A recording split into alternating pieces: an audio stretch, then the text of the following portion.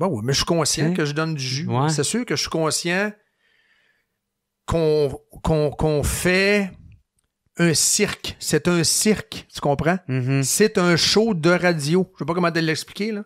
Non, mais je Mais comprends, c'est un je spectacle où on entertain les gens.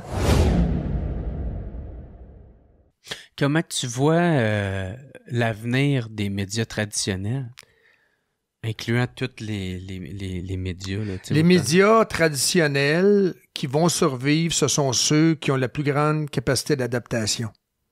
Ce seront les médias qui vont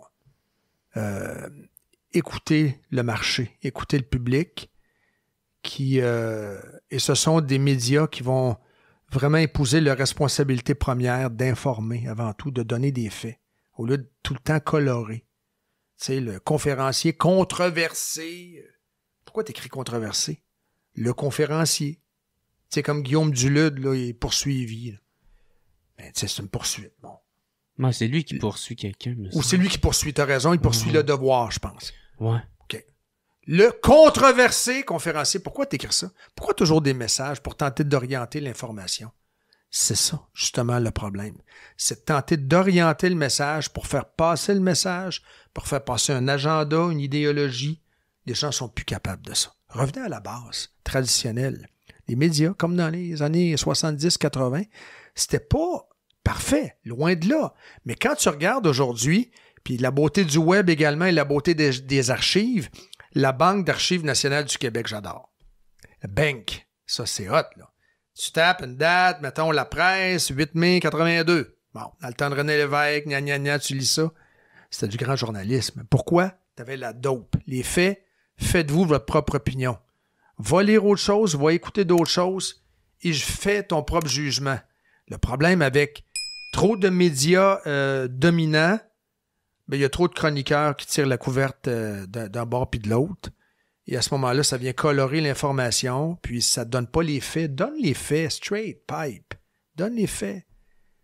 Où, quand, comment, pourquoi, explique. C'est tout. On va s'arranger avec le reste. On est capable de se faire notre propre opinion. Tu me suis? Toi, tu t'identifies comment? Est-ce que... Ancien journaliste. Journaliste, Ouais, mais éditorialiste, chroniqueur, un animateur de radio. satiriste, tu sais? Je fais un spectacle. Je fais un spectacle, mais à l'intérieur de ce spectacle-là, on l'appelle un radio show, c'est un show de radio, on donne de l'information. Mais le grand journal que je fais, je donne mon opinion. J'expose mon opinion. Et je dis constamment aux auditeurs... Fait qu'éditorial. Lisez autre chose aussi. Écoutez-moi pas juste moi. Écoutez autre chose. Comme la Légion, Legion of Doom, Doom Dumas, présente des extraits de Montréal les plus flyés de la radio de Montréal et de la télé. Des extraits absolument délirants. Écoutez ça. Écoutez d'autres choses. Consultez autre chose. Faites-vous votre propre opinion. C'est un show de radio qu'on fait, là. Mm-hmm. Le but d'un show de radio, c'est d'avoir une cote d'écoute. Si t'as pas de cote d'écoute, t'es mort. C'est clair. Mais j'ai été journaliste pendant des années. C'est sûr que il y a encore cette soif-là de quête d'information, si tu veux. Mais aujourd'hui, on fait un show de radio. Je suis un animateur de radio, là. C'est ça que j'ai expliqué d'ailleurs au conseil de presse qui m'envoyait des plaintes à un moment donné. Ah, t'as pas dit ci, t'as pas dit ça. Je fais un show de radio. Je suis un caricaturiste avec un micro. Et parfois, la caricature grossit les traits de manière exagérée, comme on caricaturait Claude Ryan dans le temps. Le gros nez. On caricaturait la bombe déguisée en Napoléon. On caricature. On utilise le verbe dans le micro pour grossir les traits. Pas très compliqué, là. Ça, c'est une recette qui est utilisée d'ailleurs en France, aux États-Unis. C'est pas très, très compliqué, là. Est-ce que quand toi, t'es derrière un micro, oui, c'est un personnage?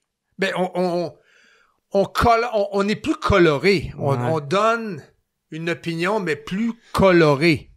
On peut faire des montages, on peut caricaturer, on peut faire de l'humour bitch. Moi, j'adore l'humour bitch. L'humour bitch, ça se perd, là. Tu sais, Mike Ward, oui, c'est qui? Moi, mais moi, j'ai été influencé par RBO avant, les cyniques. Moi, j'ai beaucoup écouté Paul et Paul. Les cyniques, Paul et Paul. Donc, on vient de quelque part à un moment donné. On n'est pas désincarné, là. On a tous été TQ, puis on prend des choses à gauche et à droite. Moi, j'aime l'humour mordant, j'aime l'humour bitch.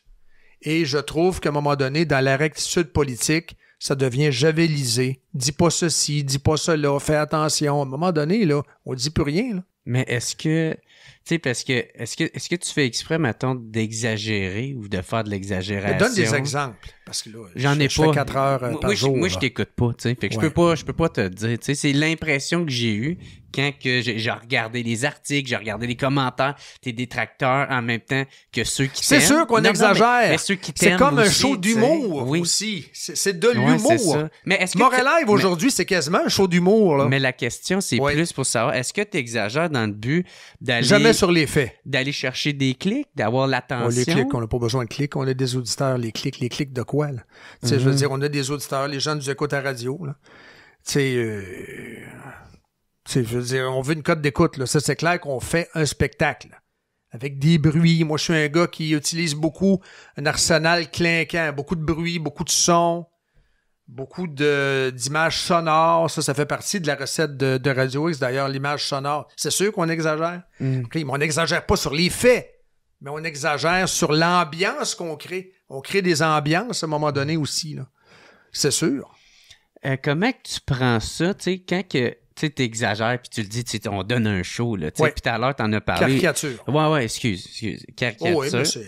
Ouais. Puis, tu sais, t'en as parlé au début, genre que, tu sais, la gang de Radio Cannes qui vont... eux autres aussi exagèrent aussi. Olivier Niquet, tu sais, qui vont reprendre tes affaires. Mais moi, je fais 4 heures de radio, puis ils prennent un bout, un 13 secondes, où je vais exagérer, je fais de l'ironie. Comment tu deals avec ça? Est-ce que t'es quand même bon joueur? Tu fais comme, ben, gars, maintenant, c'est de la ça me radio, dérange pas, t'sais. mais avant, ça me dérangeait. Je trouvais que c'était de l'acharnement. Mais c'est de l'acharnement. C'est toujours sans même personne pendant des années, 4 fois semaine. Là. Bing, bing, bing, bing, bing, pendant quasiment 10 ans. Là. À un moment donné, ça devient de l'acharnement. Là. Mais si tu fais sur exprès... la même personne. Non, mais c'est sur la même personne pendant 10 ans. Là. Mais en même temps, tu leur donnes du jus. Bon, oui, mais je suis conscient que je donne du jus. Ouais. C'est sûr que je suis conscient qu'on fait un cirque. C'est un cirque, tu comprends? Mm-hmm. C'est un show de radio. Je sais pas comment te l'expliquer, là. Non, mais c'est un spectacle où on entertain les gens qui sont dans les voitures, comme n'importe quel show de radio veut attirer des paires d'oreilles. Mm-hmm. Alors, visiblement, il y en a beaucoup. Puis nous autres, on a du fun à faire ce show-là, pour vrai. Là. On a du fun, c'est drôle.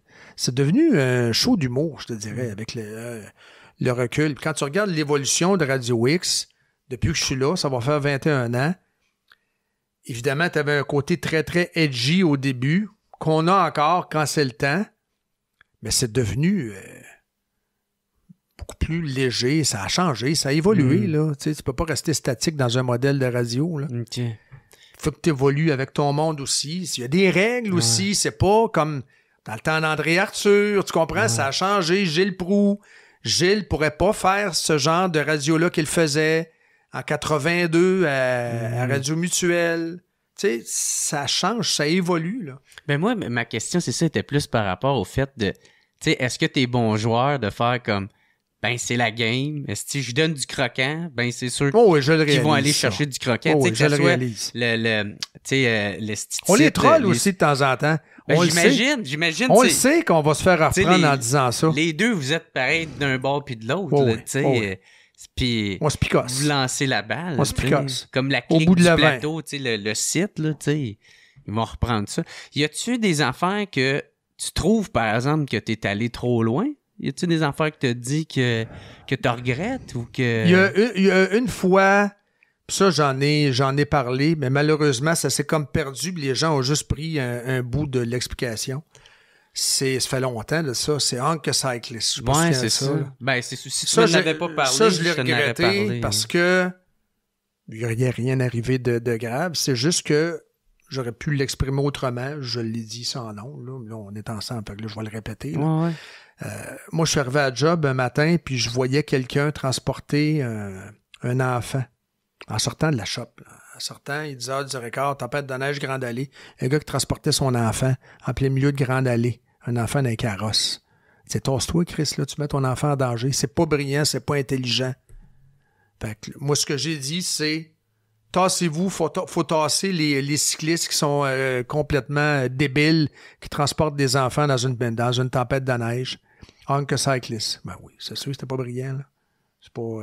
Mais il n'y a rien arrivé, tu comprends? Puis je suis capable. Chance, mais le message, c'était là. Mais en même temps, j'aurais pu le formuler autrement. Là. Ça, c'est sûr. Hein?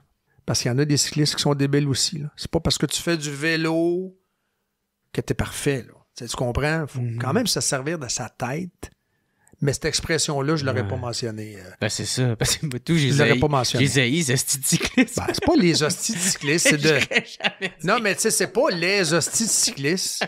Tu sais, encore là, faut balancer. Là, tu comprends? C'est juste, faut être intelligent, mais je l'aurais pas dit de cette manière-là. Tu comprends? Ben oui.